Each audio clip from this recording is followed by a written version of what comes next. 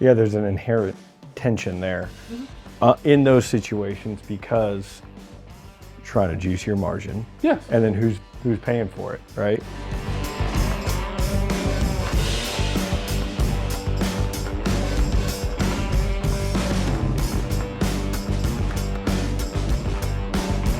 You're saying price isn't always. Do you feel like price is more often than not the...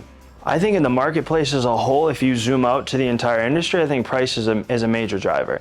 And I think it sits on different, we've seen GCs that misrepresent as high end, and then their goal is to use the cheapest subcontractor and make that spread. There's definitely a benefit in having a big spread. And an easy way to do that is to, if you get 3 bids and one's at 100 grand, one's at 200, and one's at 250, I mean, there's always that temptation, or let's give a better example, 100, 175, and 275. Yeah.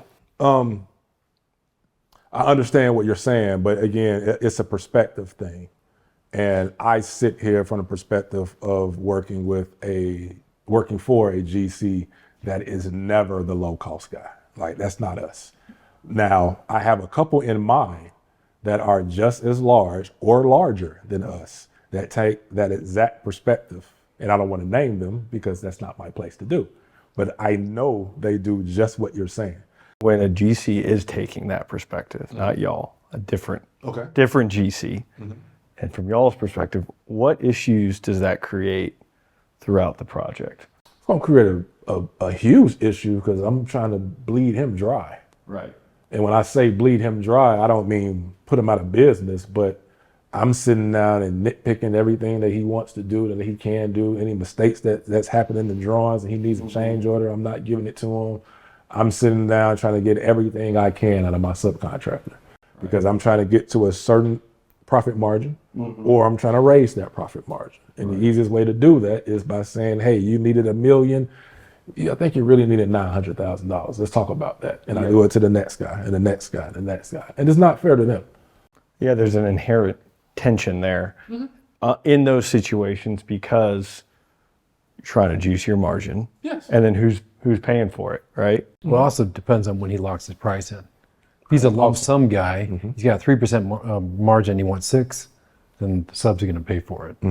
But if he's got a negotiated GMP that's being worked on as his estimates getting more and more refined, he locks in later, then and the owner agrees to it, then the sub to me is getting paid, is getting treated fairly. I think the sub is in the worst position on a lump sum school contract or something where the guy, notoriously for me, schools are where most of the generals like you're talking about operate.